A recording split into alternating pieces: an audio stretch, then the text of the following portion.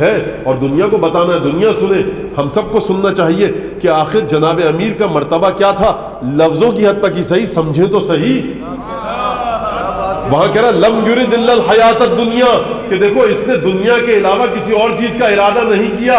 اور ایک وہ مرتبہ دیکھیے کہ ایک دفعہ یہ کہا کہ دیکھو آگاہ رہو، جان لو، الا وان لکل مأموم اماما یقتدی بہ ویستضیء من نور علمہ۔ اے عثمان ابن حنیف، اپنے گورنر کو لکھا بصرے پر کہ اے عثمان ابن حنیف، دیکھو یاد رکھنا ہر شخص کا ایک امام ہوتا ہے کہ جس کی وہ پیروی کرتا ہے، اس کے علم کے نور سے علم حاصل کرتا ہے۔ اور دیکھو یاد رکھنا الا وان امامکم، دیکھو تمہارا امام میں ہوں اور میری حالت کیا ہے، قد اکتفا من دنیاکم بتمریہ ومن طعمہ بقرصیہ۔ اب علی ابن ابی طالب تمہارا امام ہے، اس نے دنیا کے مال میں سے صرف روزانہ جو کی 2 روٹیاں اور 2 کھجوروں پر اکتفا کیا ہوا ہے۔ دیکھو الا وانکم لا تقدرون علی ذلک، کبھی یہ مت سمجھنا کہ تم علی جیسے بن جاؤ گے، لا تقدرون علی ذلک، تم میں یہ طاقت نہیں، تم میں اگر یہ طاقت نہیں، ولکن اعینونی بورع وعفۃ واجتہاد وصداد، تم یہ نہیں کر سکتے، میں جانتا ہوں تم 2 روٹیاں جو کی اور 2 کھجور نہیں کھا سکتے، لیکن یہ تو کر سکتے ہو کہ علی کی مدد کرو، تقویٰ کے ذریعے، پاک دامنی کے ذریعے، رزق حلال کے ذریعے اپنی شخصیت کو پاک بنا کر۔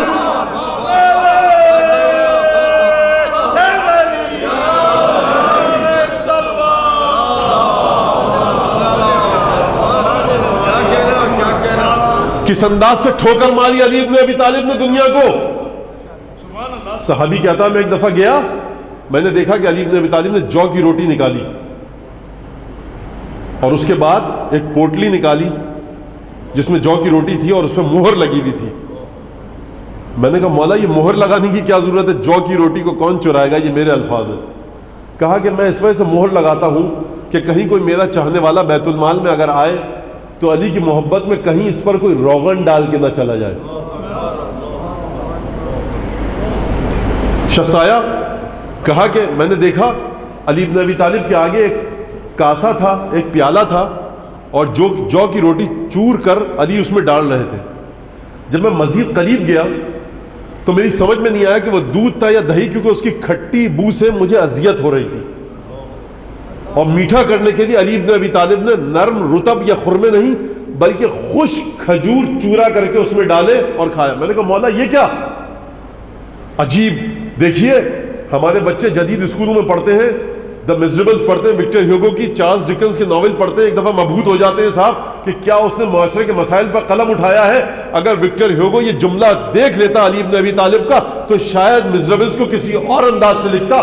مولا فرماتے ہیں عجیب جملہ ہے، مولا نے یہ نہیں کہا کہ میں غریبوں کا خیال رکھ کے یہ کرتا ہوں، جو جملہ کہا اس کی فصاحت اور بلاغت دیکھیے گا، کہا کہ لعل فی الیمامۃ او الحجاز من لا طمع له فی القرص ولا عہد له بالشبع، شاید یمامہ اور حجاز میں، اس جزیرہ نمائے عرب میں کوئی ایسا ہو علی کی رعایا میں۔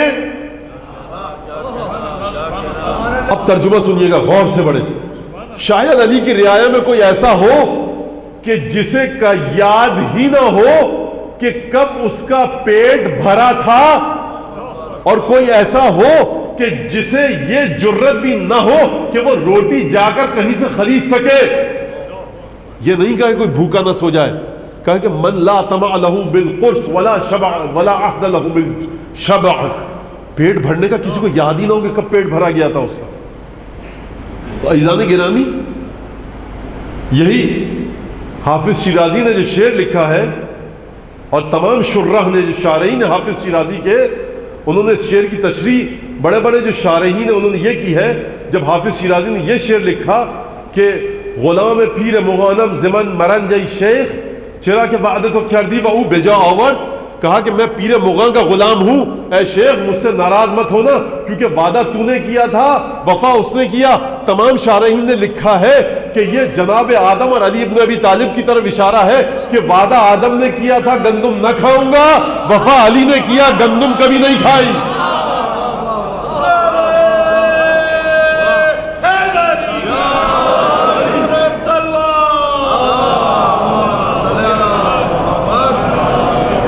تو یہی تو چیز تھی جس سے ہمارے ڈاکٹر صاحب متاثر ہو گئے اور کہنے لگے جسے نانے جویں بخشی ہے تو نے جو کی روٹی بڑی خشک ہوتی ہے، ٹوٹتی نہیں ہر ایک سے. پروردگار جسے تو نے جو کی روٹی دی ہے، جسے نانے جوی بخشی ہے تو نے، اسے بازو حیدر بھی عطا کر.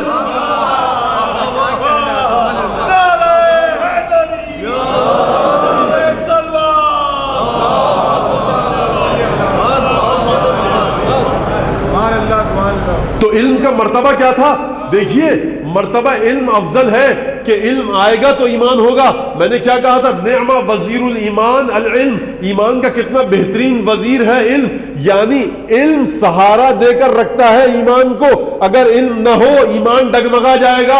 تو عزیزان گرامی اب دیکھیے وہاں پروردگار نے فرمایا ذالک مبلغہم من العلم. ان کے علم کی پہنچ یہ ہے کہ یہ دنیاوی زندگی کو چاہتے ہیں.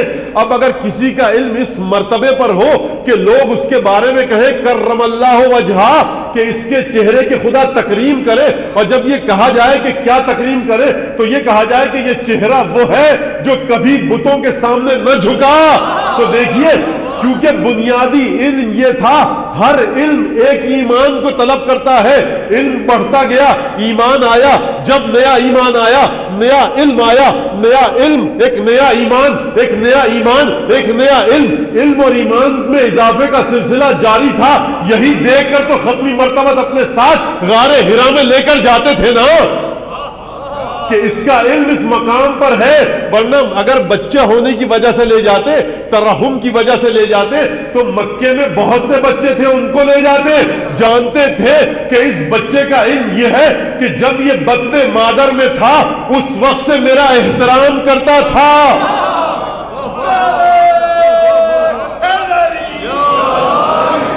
جانتے ہیں کہ اس بچے کو تو چھوڑ دیجئے، اس کی ماں کا مرتبہ یہ تھا کہ جب، بہت دفعہ سن چکے ہیں آپ یہ بات، کہ جب دیوار کعبہ شق ہوئی تو لگتا ہے کہ اس کی ماں اور پروردگار کے درمیان کوئی عہد و پیمان تھا، تبھی تو ڈر کے بھاگی نہیں، خانہ کعبہ میں داخل ہو گئی.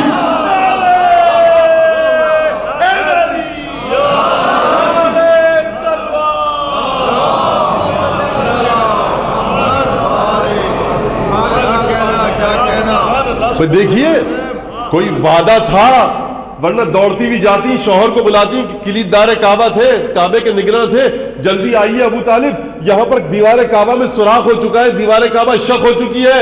نہیں، دیوار شق ہوئی، یہ بی بی اندر چلی گئی. اس کا مطلب یہ ہے کہ پیشگی اطلاع تھی کہ اس موقع پر یہ واقعہ ہوگا، تم یہ کرنا. تو عزیزان گرامی علم ہمیشہ ایمان کو طلب کرتا ہے، ایمان مزید علم کو. تبھی تو پروردگار نے قرآن میں یہ کہا الیہ یصعد الکلم الطیب والعمل الصالح یرفعہ.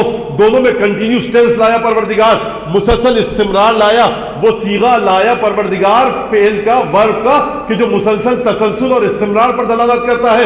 فرمایا الیہ یصعد الکلم الطیب، کلمہ طیبہ اس کی جانب مسلسل اوپر جاتا رہتا ہے. والعمل الصالح یرفعہ، اور عمل صالح اس کلمہ طیبہ کو مسلسل رفعت دیتا رہتا ہے. بھائی پہلے کوئی کلمہ طیب ہوگا، اس کے بعد عمل صالح ہوگا، وہ عمل صالح آئے گا. پروردگار کہہ رہا ہے والعمل الصالح یرفعہ، ایک جگہ بلندی پر لے جا کر عمل صالح کلمہ طیبہ کو روک نہیں دیتا.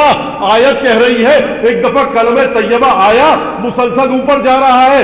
کلمہ طیبہ آپ نے پڑھا، اس کے بعد عمل صالح انجام دیا. یہ کلمہ طیبہ پروردگار کی ملکوت میں جائے گا. سورہ یاسین کی آخری آیت فسبحان الذی بیدہ ملکوت کل شیء والیہ ترجعون، پاک ہے وہ ذات کے جس کے ہاتھ میں ہر چیز کا ملکوت ہے. یعنی آپ کلمہ طیبہ یہاں پڑھ رہے ہیں، آپ کے عمل صالح کے ذریعے کلمہ طیبہ عالم غیب میں جا رہا ہے، پروردگار اسے وصول کر رہا ہے. اس کا مطلب یہ جب پروردگار وصول کرے گا تو کیا ہوگا؟ جو جناب سیدہ صلوات اللہ وسلامہ علیہ نے فرمایا، سلام علیہا نے فرمایا، دیکھو من اصعد الی اللہ اخلص عباداتہ، جو پروردگار کی جانب پرواز کروائے گا اپنی خالص ترین عبادتوں کو، انزل اللہ الیہ افضل تحیاتہ، پروردگار اس کی جانب اپنے بہترین تحفے بھیجے گا. اس کا مطلب یہ ہے یہاں پروردگار کی آیت یہ کہہ رہی ہے کہ تمہارا کلمہ طیب تمہارے عمل صالح کے ذریعے مسلسل اوپر جاتا رہے گا، اوپر جاتا رہے گا، تمہارا عمل ایسا ہوگا ایک ایسے مقام پر لے جائے گا کہ جہاں عالم غیب ہوگا اور خود پروردگار تمہارے عمل کو وہاں وصول کرے گا۔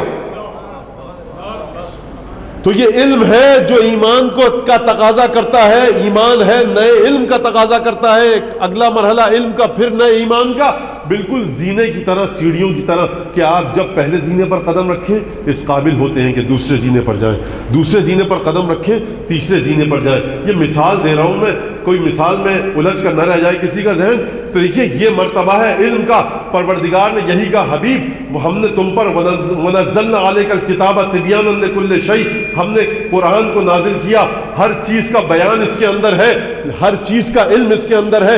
حبیب ہم نے تمہیں علم دیا قرآن میں، لیکن ایک مرتبہ وہ بھی تھا کہ جب حبیب کو علم دیا پروردگار نے، لیکن اس علم کو لینے کے باوجود، جب پروردگار کے اس علم کو حاصل کرنے کے باوجود نبی مخالفین کے سامنے گئے، اس علم کو لے کر اس علم کو قبول کرنے سے انکار کر دیا نصارہ نجران نے۔ پروردگار نے کیا حکم دیا؟ حبیب قرآن علم ہے، فمن حاجک فیہ من بعد ما جاءک من العلم، حبیب اب جو تم سے محاجہ کرے، تم سے بقراتیت کرے، کٹ حجتی کرے، خواہ مخواہی کی بحث میں الجھے، اس علم کے بعد جو ہم نے تمہیں دے دیا ہے، بہت توجہ کیجئے گا عزیزان گرامی، مقام علم سب سے برتر ہے، پروردگار حبیب کو علم دے چکا ہے۔ اچھا پہلے ایک مثال دے دوں آپ کو تاکہ بچے بھی میرے سمجھ لیں۔ ایک ہے علم، ایک ہے عمل، ہے توجہ؟ علم کیا ہے؟ دیکھیے دو اور دو چار ہوتے ہیں، لفظ میں کہہ دیا میں نے، دو اور دو چار ہوتے ہیں۔ کیسے ہوتے ہیں، کیا ہوتے ہیں؟ میں نے کہا اچھا بچوں کے لیے دو پینسلیں رکھی میں نے ادھر، دو پینسلیں ادھر، اب اس کو ملا دیا، کہا آپ گنو، بچے نے کہا 1 2 3 4، یہ عمل کر کے دکھا دیا۔ سیدھی سادی مثال ہے، واضح ہو رہی ہے نا بات؟ آپ نے کہا کہ حضور فلاں کھانا اس طرح سے پکتا ہے، میں بات میں گفتگو میں گفتاری انداز میں آپ کو بتا دیا، تھیوری کے ذریعے آپ نے سن تو لیا، لیکن یہ علم آ گیا۔ عمل کیسے ہوگا؟ جب آپ اس کھانے کو جا کر اس انداز سے تیار کریں گے تو علم آ گیا، لیکن عمل اس کے بعد آتا ہے، یعنی اس علم کو ظاہر کر دیتا ہے توجہ؟ پروردگار فرما رہا حبیب فمن حاجک فیہ من بعد ما جاءک من العلم، حبیب اب تو تم سے بقراتیت کرے، کٹ حجتی کرے، خواہ مخواہ کی بحث کرے، تو دیکھو اس علم کے باوجود جو ہم نے تمہیں دے دیا ہے، تو دیکھو اس سے جا کر کہو اب علم کے بعد کس کا مرحلہ ہے؟ بھائی میں نے آپ کو بتا دیا کہ رات ہو چکی ہے، سورج ڈوب چکا ہے، اب میں کیا کروں؟ آپ نہیں مان رہے، آپ کا ہاتھ پکڑوں گا، سامنے لے آؤں گا آپ کو، دیکھ لیجیے حضور سورج ڈوب چکا ہے، آپ کی آنکھیں صحیح ہے نا، پردہ تو نہیں بندھا ہوا، کپڑا تو نہیں ہے کوئی، نہیں، یہ کوئی جادو تو نہیں ہے، آپ دیکھیے سڑک پر گھومیے، ٹہلیے، باہر ادھر ادھر جائیے، رات ہو چکی ہے۔ آپ نے کہا ہاں ٹھیک ہے، تو حبیب سے کہا پروردگار نے حبیب دیکھو جاؤ، وہ علم جو تمہارے پاس آ چکا ہے، اس کے باوجود بھی انہوں نے تم سے بحث اور گفتگو کی ہے، بقراتیت دکھائی ہے، تو دیکھو اب تم جاؤ اور ان سے کہو فَقُلْ تَعَالَوْا نَدْعُ أَبْنَاءَنَا وَأَبْنَاءَكُمْ وَنِسَاءَنَا وَنِسَاءَكُمْ وَأَنفُسَنَا وَأَنفُسَكُمْ ثُمَّ نَبْتَهِلْ فَنَجْعَلْ لَعْنَتَ اللَّهِ عَلَى الْكَاذِبِينَ۔ بہت توجہ کیجیے گا، غور فرمائیے گا عزیزان گرامی، آپ مسلسل غور کر رہے ہیں، مزید غور کیجیے گا۔ اب ہم نے تمہیں علم دے دیا، آپ نہیں مان رہے نصارى نجران، تو تم ایک کام کرو حبیب کہ تم کہو کہ تم اپنے بچوں کو لاؤ، ترجمہ سب کو پتہ ہے، میں کیا کروں، ترجمے کے بغیر گزارا نہیں ہے۔ حبیب تو ان سے کہو تم اپنے بچوں کو لاؤ، ہم اپنے بچوں کو لے کر جاتے ہیں، تم اپنی عورتوں کو لاؤ، ہم اپنی عورتوں کو لے کر جاتے ہیں، تم اپنی جانوں کو لاؤ، ہم اپنی جانوں کو لے کر جاتے ہیں۔ ثم نبتہل، گڑ گڑا کر خدا کی بارگاہ میں دعا کریں گے، اور دعا کیا کریں گے؟ فنجعل لعنت اللہ علی الکاذبین، کہ خدا جھوٹوں پر لعنت کرے۔ حبیب تم بھی ان بچوں کے ساتھ، اپنے بیٹوں کے ساتھ، اپنی عورتوں کے ساتھ، اپنی جانوں کے ساتھ کھڑے ہو کر تم ادھر دعا کرنا کہ ان پر لعنت و خدا کی عذاب نازل ہو جھوٹوں پر، اور وہ تم پر لعنت کرے۔ خدا تو ہم ہے نا بیٹھے ہوئے مسند حق پر، جس کے لیے ہم چاہیں گے اس پر عذاب نازل کر دیں گے۔ یہاں کوئی سب کوئی جھگڑا ہی نہیں، کوئی اس میں پریشانی کی بات ہی نہیں۔ اگر عیسائی و نصارى نجران سمجھتے ہیں کہ ہم حق پر ہیں تو تم دعا کرو ہم سے، محمد تم سمجھتے ہو تم حق پر ہو، تم دعا کرو ہم سے، تمہاری دونوں کی دعا کو ہم سن رہے ہیں، نتیجہ جہاں ہم جیسا دے ہماری مرضی۔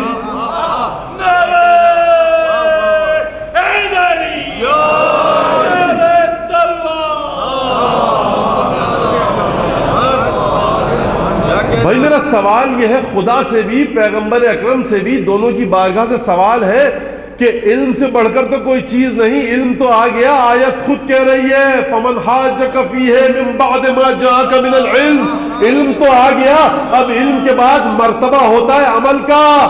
کیا خدا کو آسمان سے اتار کر دکھایا ختمی مرتبت نے، یا جناب عیسیٰ کو چوتھے آسمان سے اتار کر بتایا کہ یہ دیکھو عیسیٰ تم آ جاؤ بتاؤ کہ میں اللہ کا بیٹا نہیں ہوں، میں اللہ کا مقرب بندہ ہوں؟ نہ عیسیٰ کو آسمان سے اتارا، نہ خدا کو مادی وجود میں لا کر دکھایا۔ لے کے گئے تو فاطمہ، علی اور حسنین کو لے کے گئے۔ تو حضور علم کے بعد مرتبہ ہوتا ہے عمل کا، یہ فاطمہ نہیں۔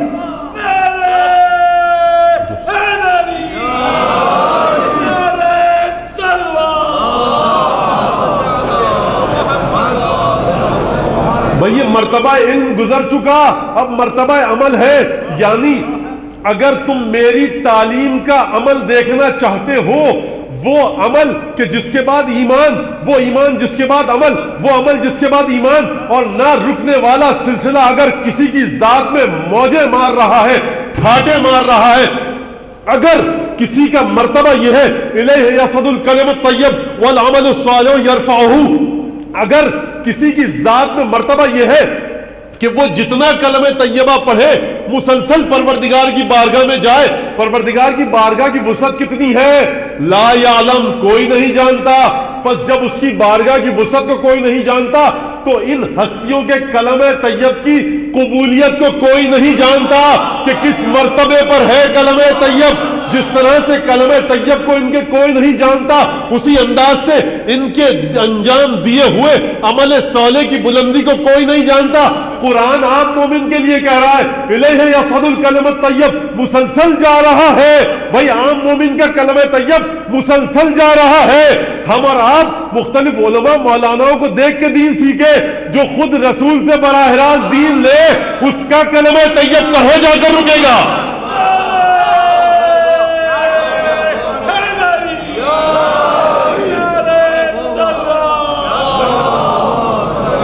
الیہ یصعد الکلم الطیب، اس کا عمل صالح کہاں جا کر رکے گا؟ والعمل الصالح یرفعہ، اس کا عمل صالح چھوڑ دیجئے، اس کے عمل صالح کو مسلسل کئی دفعہ یہ بات ہو چکی ہے، اس کی نمازوں کو چھوڑ دیجئے، اس کے روزوں کو چھوڑ دیجئے۔ حضور نماز میں یہ ہستی ایسی ہے، اگر نماز میں یہ وہ کام انجام دے جو دوسرے مسلمان انجام دے تو شاید مکروہ ہو جائے، لیکن یہ ہستی اس منزل پر ہے کہ اس کے ساتھ پروردگار کا معاملہ ہی کچھ اور ہے۔ یہ جب رکوع میں ہاتھ دے زکوٰۃ دینے کے لیے تو مسلمان لاکھ بحث کرتے رہے نماز باطل یا صحیح، آیت آسمان سے اترے گی۔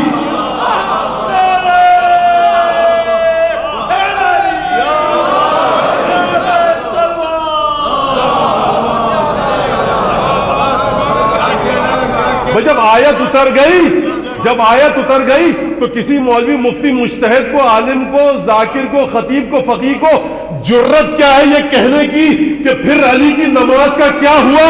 ارے بھائی خدا نے آیت اتار دی، تو علی کی نماز کی کراہیت اور صحت کے بارے میں بحث کر۔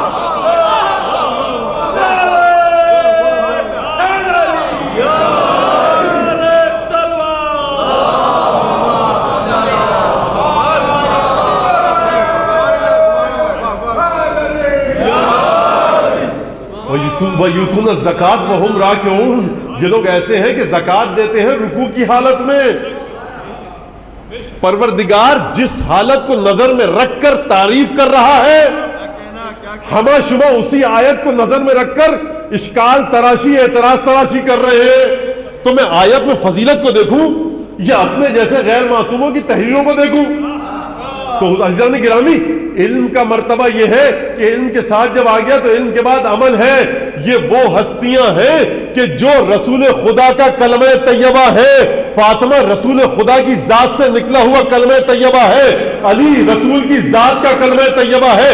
کلمہ طیبہ ہوتا کیا ہے؟ کلمہ طیبہ ہے لا الہ الا اللہ محمد رسول اللہ، یہ کلمہ طیبہ ہے۔ تو ان کی ذات ایسی ہے کہ اسی لیے تو ڈاکٹر صاحب نے کہا نا کہ کیونکہ از برات دہر حق در خون غلطی داس، ڈاکٹر صاحب کا بسرا کل پڑھا نا میں نے، چون عجیب مرحلہ، عجیب مرتبہ فکر ہے. میں کیسے بیان کروں اس بات کو کہ دیکھیے سید الشہداء کے بارے میں جو کہہ رہے ہیں، کیونکہ سید الشہداء اپنے خون میں پروردگار کے لیے غلطہ ہوئے، کیونکہ سید الشہداء اپنے خون میں خدا کے لیے غلطہ ہوئے، پس بنا لا الہ گردیدے است، اسی لیے لا الہ کی بنیاد ہوئے. حضور نعم وزیر الایمان والعلم، ایمان کا بوجھ سنبھالتا ہے علم. علامہ صاحب کہہ رہے ہیں کہ لا الہ کا بوجھ حسین نے سنبھالا ہوا ہے.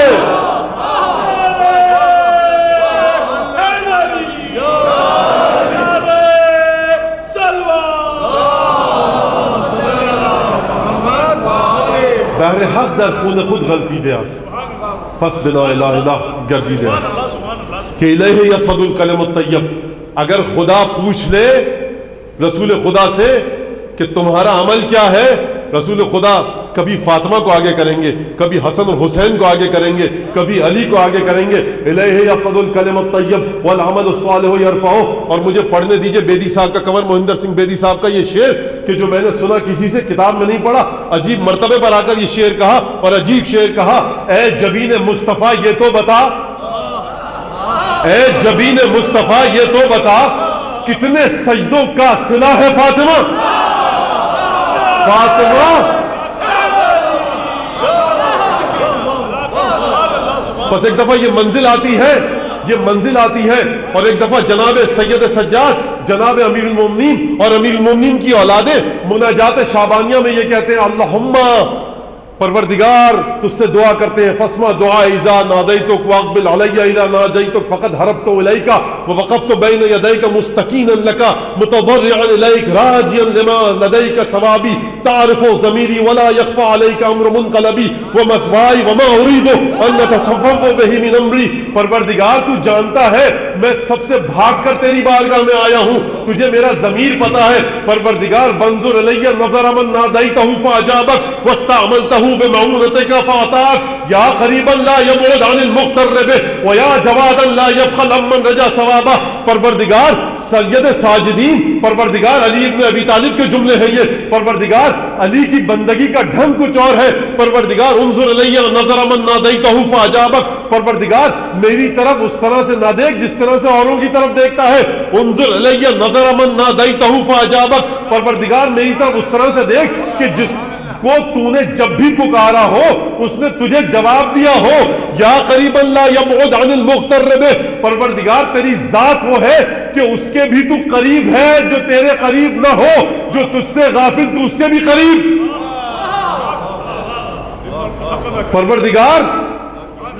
پروردگار وجعلنی، پروردگار مجھے قرار دے ان لوگوں میں سے کہ صائقہ لجلالک. پروردگار مجھے ان لوگوں میں سے قرار دے کہ جو تیرے جلال کو دیکھ کر غش میں گر گئے. فناجیتہ سرا وعمل لک جہرا. اب یہ جملہ کہوں گا اور معصوم کی شرعی ذمہ داریاں اور اپنی شرعی ذمہ داریاں. معصوم کس انداز سے عبادت کرتے تھے، ہم کس انداز سے عبادت کرتے ہیں، فرق کہاں پر ہے. پروردگار وجعلنی ممن نادیتہ فاجابک واستعملتہ بمعونتک فاعطاک یا قریبا لا یبعد عن المقترب ویا جوادا لا یبعد عن ویا جوادا. پروردگار تو وہ جواد ہے لا یبخل عمن رجا ثوابا، کہ تو ایسا سخی ہے کہ تو اس سے اپنے فضل کے ساتھ کنجوسی سے کام نہیں لیتا کہ جو تیرے فضل کا امیدوار ہے. پروردگار مجھے قرار دے ایسا کہ جس کو تو نے پکارا ہو فسائقہ لجلالک، تیرے جلال کو دیکھ کر وہ غش میں آ جائے. پروردگار سید سجاد کے اوپر اپنے جلال کی بارش اس انداز سے کر کہ تو جب اپنے جلال کو مجھے دکھائے تو سید سجاد غش میں آ جائے. فنادیتہ سرا، اور پھر اس کے بعد تو سید سجاد سے مخفیانہ چھپ کر سرگوشی کرے. وہ عمل لک جہرا، لیکن سید سجاد کھلے عام تیری اطاعت کرے. عزیزان گرامی، وہ کہ جس کے ساتھ پروردگار چھپ کر سرگوشی کرے وہ میرے برابر اور آپ کے کیسے ہو سکتا ہے؟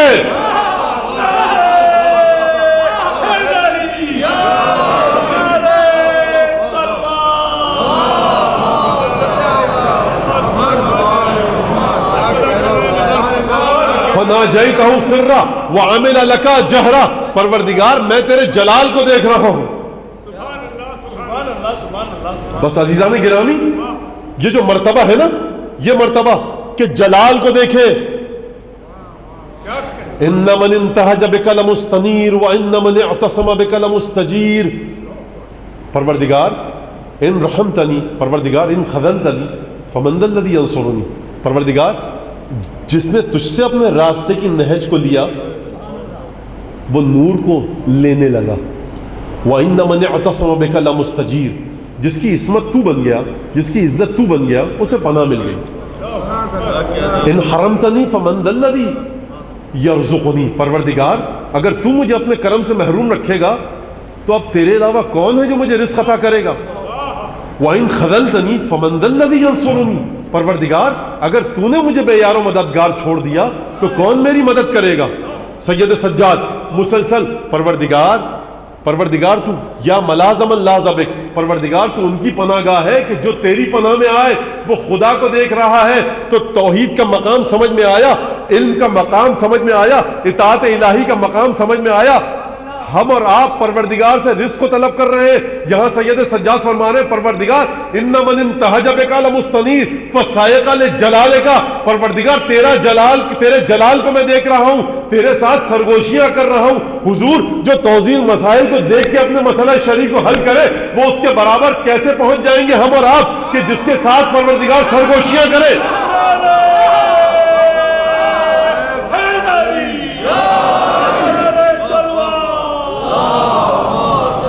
اب ایک مشکل آن پڑی ہے کہ میں میر کے 4-5 بند لے کر آیا تھا اسی عبادت کے حلوہ، لیکن اسے میں چھوڑ رہا ہوں اور جناب حر کے حوالے سے میں کچھ 2 بند پڑھوں گا اور اس کی تشریح اور مسائل کی منزل کی طرف آؤں گا۔ وقت پورا ہو چکا ہے، تقریباً 2 منٹ اوپر ہو چکے ہیں، میں صرف 10:05 پہ آپ حضرات کو چھوڑ دوں گا۔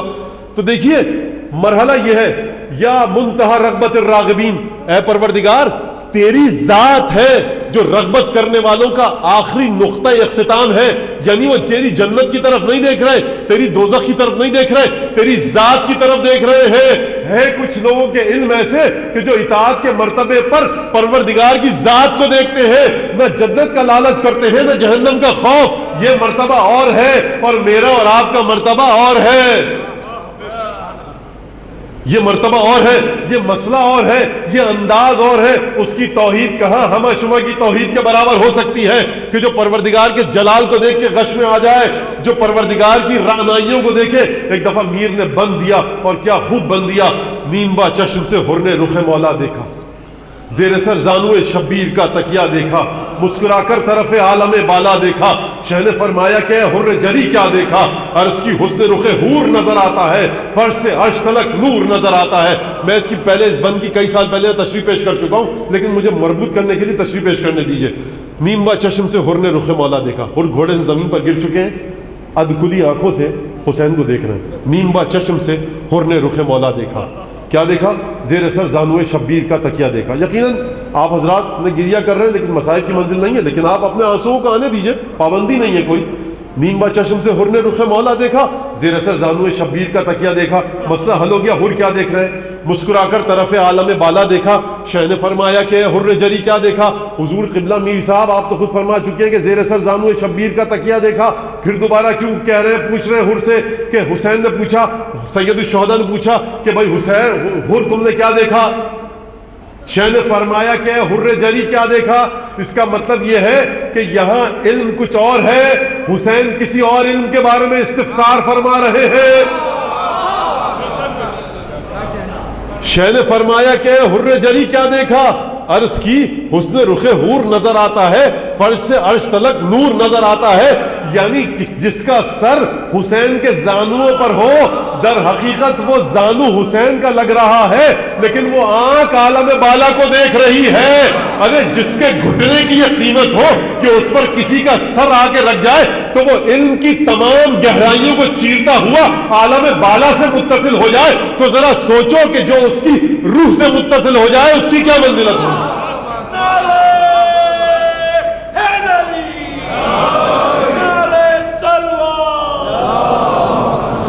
مسکرا کر طرف عالم بالا دیکھا، شہ نے فرمایا کہ حر جری کیا دیکھا؟ عرش کی حسن رخ حور نظر آتا ہے، فرش سے عرش تلک نور نظر آتا ہے۔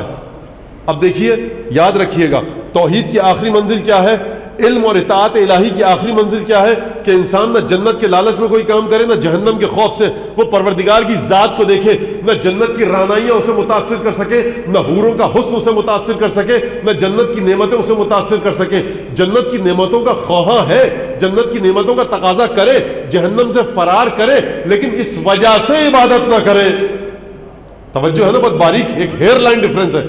تو آپ فرماتے ہیں جناب حور کی زبانی میر انیس، باغ فردوس دکھاتا ہے مجھے اپنی بہار، صاف نہریں ہیں رواں جھوم رہے ہیں اشجار، شاخوں سے میری طرف بڑھتے ہیں میوے ہر بار، حوریں لاتی ہیں جواہر کے طبق بحر نثار۔ بہت توجہ کیجئے گا، حور کا دم نہیں نکلا ہے، آنکھیں ادھ کھلی ہیں، دم نکلنے والا ہے، اور حور حسین کو بتلا رہے مولا آپ نے جو پوچھا نا میں کیا دیکھ رہا ہوں، تو میں آپ کو بتاتا ہوں میں کیا دیکھ رہا ہوں۔ باغ فردوس دکھاتا ہے مجھے اپنی بہار، صاف نہریں ہیں رواں جھوم رہے ہیں اشجار، شاخوں سے میری طرف بڑھتے ہیں میوے ہر بار، حوریں لاتی ہیں جواہر کے طبق بحر نثار۔ بہت توجہ کیجئے گا، بہت توجہ کیجئے گا، صاف نہریں ہیں رواں جھوم رہے ہیں اشجار۔ مجھے دکھا رہا ہے باغ فردوس اپنی بہار، میں تھوڑی دیکھ رہا ہوں اس کی طرف۔ باغ فردوس دکھاتا ہے مجھے اپنی بہار، صاف نہریں ہیں رواں جھوم رہے ہیں اشجار، شاخوں کی طرف میں نہیں جا رہا میووں کو چننے کے لیے، شاخوں سے میری طرف بڑھتے ہیں میوے ہر بار، میوے لپک رہے ہیں میری طرف، میں میووں کی طرف نہیں جا رہا۔ کیوں نہیں جا رہا؟ ارے سر جو حسین کے زانوں پر ہے۔ شاخوں سے میری طرف بڑھتے ہیں میوے ہر بار، حوریں لاتی ہیں جواہر کے طبق بحر نثار۔ حوریں طبق لا رہی ہیں، تھال تسلے لا رہی ہیں بھر بھر کے جواہرات کے، مجھ پر سے واری اور صدقے کرنے کے لیے، لیکن میں کسی اور چیز میں محو ہوں۔ ہے یہ رضواں کی صدا، جنت کا دروغہ ہے نا، جنت کا دربان ہے نا، جنت کا چوکیدار ہے رضواں، ہے یہ رضواں کی صدا، دھیان کدھر ہے تیرا؟ ہے یہ رضواں کی صدا، دھیان کدھر ہے تیرا؟ بھائی حسین ابن علی کو سستا نہ بیچیے، جنت کے عوض حسین کو مت بیچیے۔ رضوان کہہ رہا ہے حور سے، ہے یہ رضوان کی صدا، دھیان کدھر ہے تیرا؟ دیکھ اے شاہ کے مہمان، یہ گھر ہے تیرا۔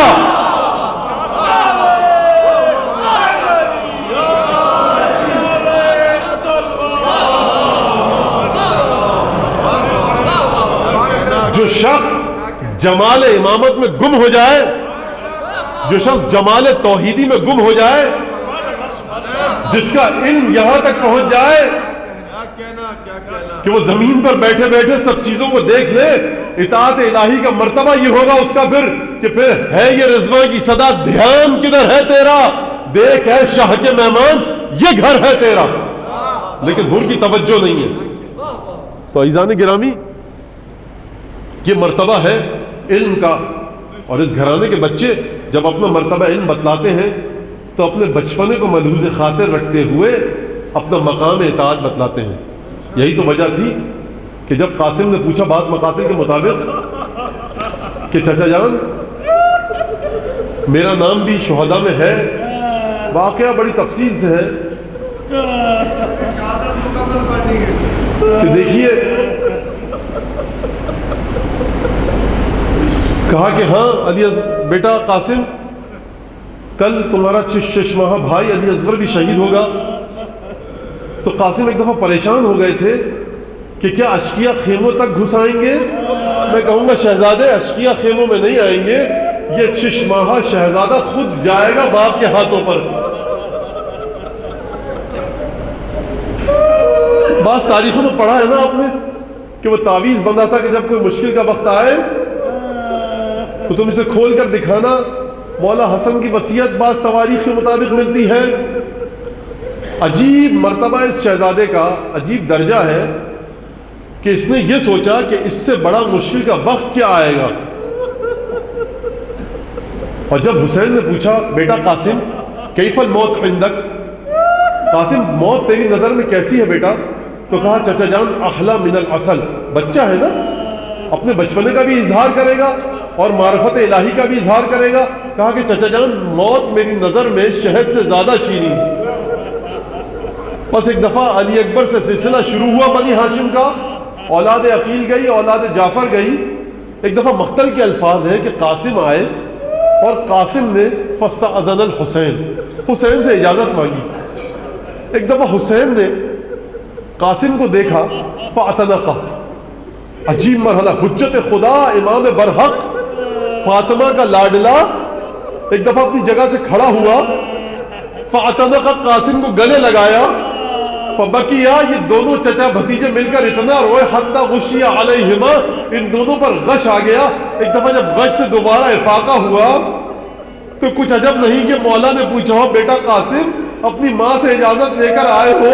قاسم نے کہا ہوگا کہ چچا جان ماں نے ہی تیار کر کے آپ کی خدمت میں بھیجا ہے. مقتل کے الفاظ ہے، راوی کہتا ہے فخرج من الخیام، ایک بچہ نکلا لم یبلغ الحلم، کہ بہت ہی چھوٹا تھا، ابھی اس کی مسیں بھی نہیں بھیگی تھی. جب میں نے اس کے چہرے کی طرف دیکھا کأنہ شقۃ قمر، لگتا تھا کہ خیمے سے ایک چاند نمودار ہوا. حسین نے ذوالجناح پر بٹھایا، عباس نے لگام پکڑی ہوگی، حسین نے سوار کیا ہوگا. بس ایک دفعہ قاسم جب ذوالجناح کی جانب جا رہے تھے نا عزیزان گرامی، مقتل کے الفاظ فانقطع شسع نعلہ، قاسم کے جوتے کا تسمہ ٹوٹ گیا. بس ایک دفعہ قاسم کے جوتے کا تسمہ ٹوٹا، قاسم جھک کر جوتے کا تسمہ باندھنا چاہ رہے تھے کہ حسین ابن علی دوڑتے ہوئے گئے. مولا عباس سے کہہ دیجئے کہ جوتے کا تسمہ باندھ دے. حسین دوڑتے ہوئے گئے اور جا کر جوتے کا تسمہ باندھا. اتنی محبت. بس ایک دفعہ قاسم میدان میں گئے، رجس پڑا، جنگ کرنا شروع کی. آپ جانتے ہیں بڑے بڑے پہلوانوں کو پچھاڑا، کتنے بہادروں کو مارا، لیکن بچہ ہے، 13 سال کا سن ہے، کئی پہر کی بھوک اور پیاس ہے، پسینہ بھی نکلا، زخم لگے. اب قاسم پر گھوڑے پہ بیٹھنے کی ہمت نہیں ہے. بس ایک دفعہ پسر سعد نے حکم دیا علی کا پوتا ہے، ہر طرف سے گھیر کر مارو. فوجوں نے گھیرا ڈالا، کہیں سے تیر آیا، کہیں سے تلوار آئی، کہیں سے نیزہ آیا. اب یہ شہزادہ گھوڑے کی پشت پر نہ سنبھل سکا. ہمارا سلام ہو امام حسن مجتبیٰ پر. مولا حسن کا یہ چاند گھوڑے کی پشت پر نہ سنبھل سکا. بس ایک دفعہ گھوڑے سے زمین پر آیا، گرتے ہوئے آواز دی السلام علیکہ یا عمہ، اے چچا سلام لیجئے. کربلا کا واحد